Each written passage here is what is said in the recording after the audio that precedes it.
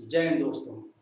मैं नवीन गुप्ता अपने new vision classes में आपका बहुत बहुत स्वागत करता हूँ। जैसा कि मैं आपको बता दूँ, मेरी टीम एक के बाद एक बहुत अच्छी वीडियो लेके आ रही है। अगर आपने अब तक ना देखे हों तो आप वो भी देख सकते हैं। और मैं आपके लिए आज मैथ का सेशन लेके आया हूँ। जैसा कि आप देख रहे हैं कि कोरोना के चलते सभी कोचिंग इंस्टीट्यूट बंद हो रखे हैं।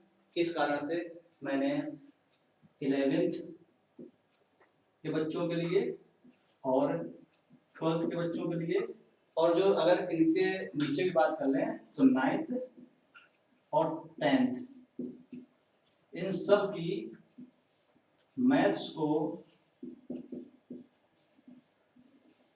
पूरी तरीके से एक एक कॉन्सेप्ट, यहाँ पे आप सिर्फ सवाल नहीं सीखेंगे। आप जिंदगी में अगर सवाल सीखना शुरू कर देंगे तो सिर्फ एक सवाल सीख पाएंगे, और अगर आप कॉन्सेप्ट के पीछे भागेंगे तो एक नहीं, कम से कम 1 लाख सवाल चुटकियों में लगा देंगे। तो सिर्फ कॉन्सेप्ट की बात होगी, क्योंकि मैथ्स में सबसे ज़्यादा महत्वपूर्ण क्या होता है? कॉन्सेप्ट। और ज़्यादातर लोगों का क्या होता है कि वो सिर्फ सीखना चाहते हैं सवाल, कॉन्सेप्ट से डरते हैं। बच्चों की सबसे ज़्यादा दिक्कतें यही होती हैं। लेकिन मैं सिर्फ बच्चों को कॉन्सेप्ट बताऊँगा और उनको हल करने का तरीका बताऊँगा। यकीन मानिए आप सारे सवाल बहुत अच्छे से कर लेंगे। तो जैसा कि और एक बात और कि चैनल को सब्सक्राइब जरूर करें, ठीक है ना। चलिए चैप्टर का नाम लिख देता हूँ।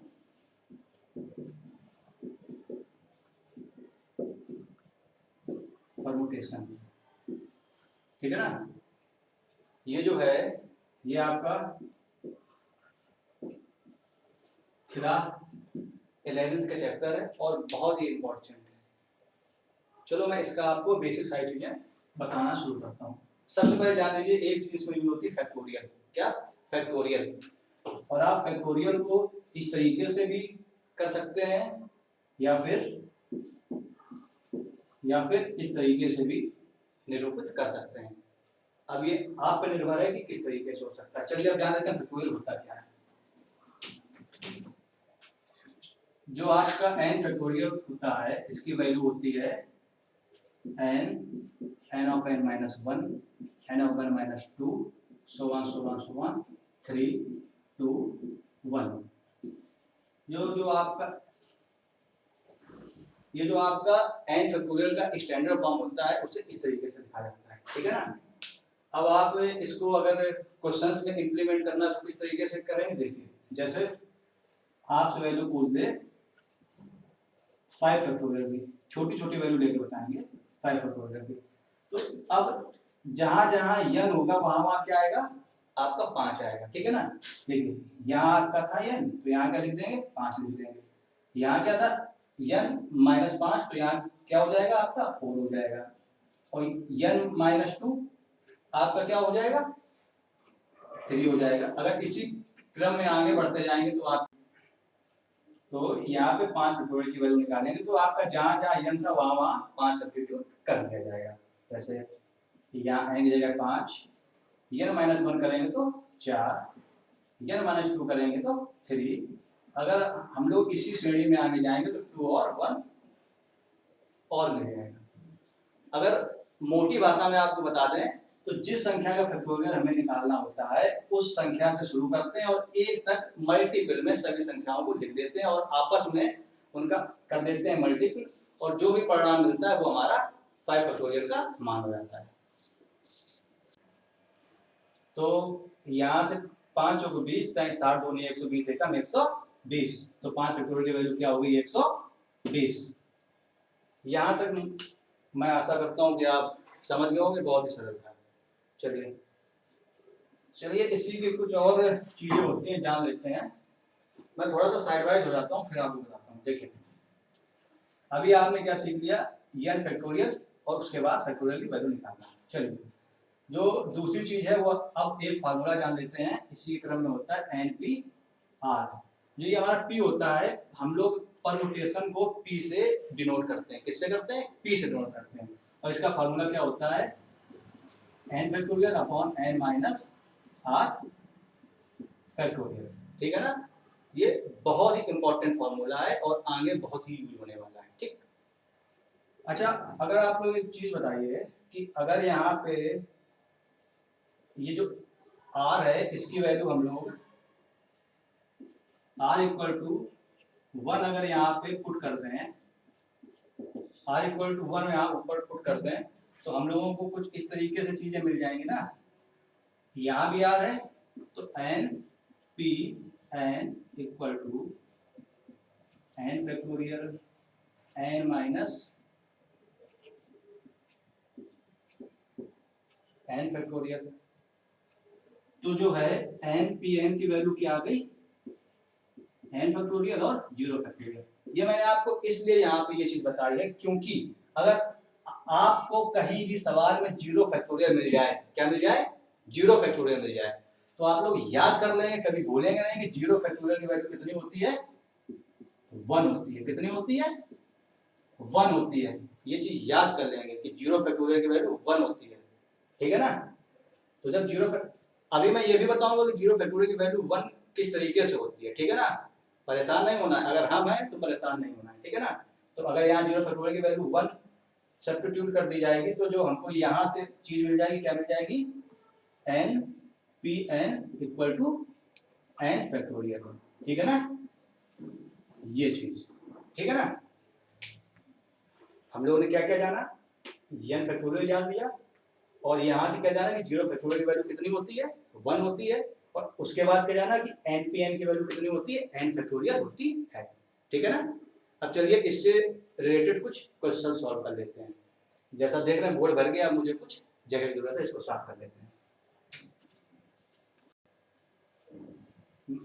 मैंने आपको 0 फैक्टोरियल की वैल्यू 1 आपसे बताई थी, लेकिन आपसे मैंने एक वर्ड क्या बोला था, इसको याद कर लीजिए। फिर क्या बोला था कि मैं आपको ये भी बताऊंगा कि ऐसा क्यों होता है। चलिए देखते हैं ऐसा क्यों होता है।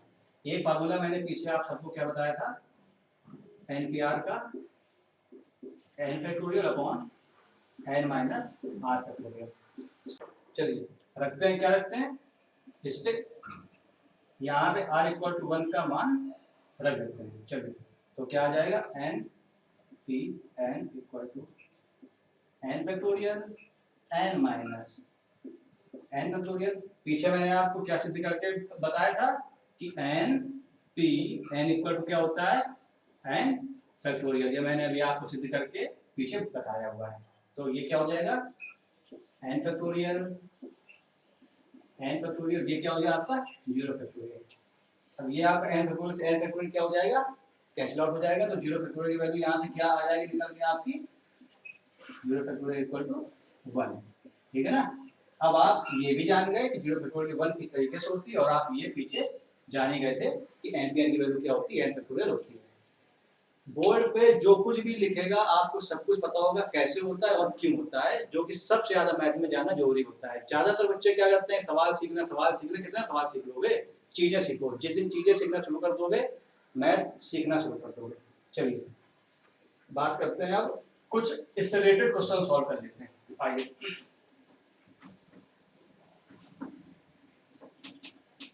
देखिए, अभी पहला क्वेश्चन देख लेते हैं। कोई नॉर्मल सा क्वेश्चन देख लेते हैं। जैसे आपसे पूछ दिया जाए कि 10 फैक्टोरियल अपॉन 5 फैक्टोरियल और अपॉन 3 फैक्टोरियल की वैल्यू बताओ, मतलब इसकी वैल्यू क्या होगी। ठीक है ना, देखिए लैंग्वेज को कोई इशू नहीं होगा, चाहे हिंदी हो चाहे इंग्लिश हो, चीजें सब उसी तरीके से होती हैं। चाहे आप 2+2 करो या 2+2 करो, चीजें वही आती हैं। चलिए तो आप 10 फैक्टोरियल को इस तरीके से लिख सकते हैं, 10 गुणे 9 8 7 6, और इसको चाहे तो 5 फैक्टोरियल का रोक दें, कोई दिक्कत नहीं। क्यों, क्योंकि 5 4 3 2 1 जो आगे होता है वो 5 फैक्टोरियल ही होता है। ठीक है ना, नीचे क्या देख रहे हैं, नीचे 5 फैक्टोरियल है और यहाँ पे 3 फैक्टोरियल को हमने क्या लिख दिया, 3 गुणे 2 गुणे 1।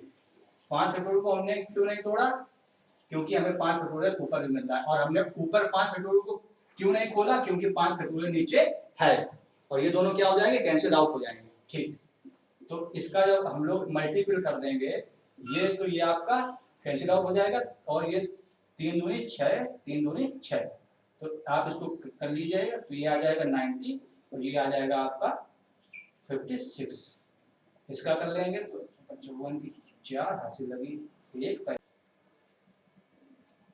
तो फिर जो इसका आपका मल्टीपल आ जाएगा वो कितना आ जाएगा 0 और 9 छक्का 54 की 4 हासिल लगी 5, 45 और ये आपका आ जाएगा इसका आंसर। ठीक है ना, कोई परेशानी नहीं हुई होगी। ठीक है ना, अब एक और क्वेश्चन देख लेते हैं।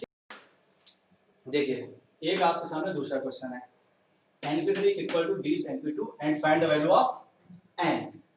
फॉर्मूला पे रखना शुरू कर देंगे। मैंने आपको npr का मतलब क्या बताया था, n factorial upon n minus 3 factorial.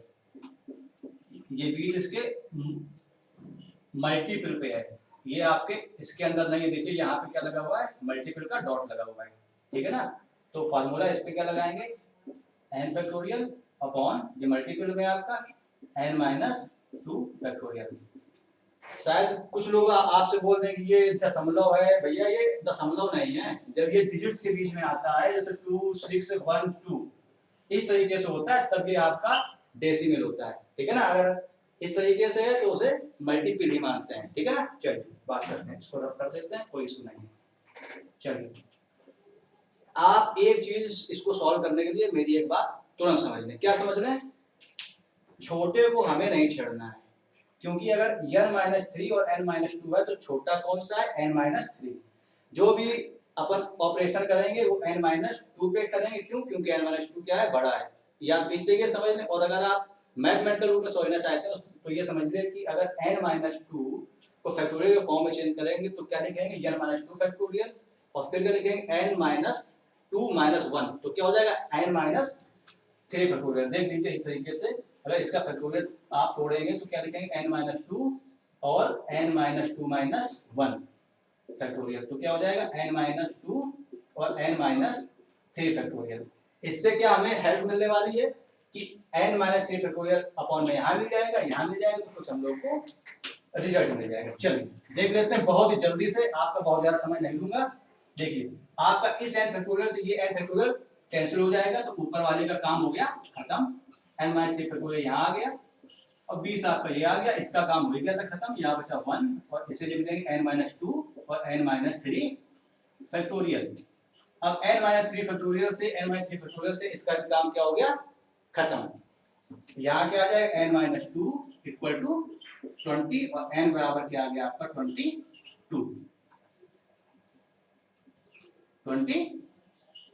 ये आपका हो गया आंसर।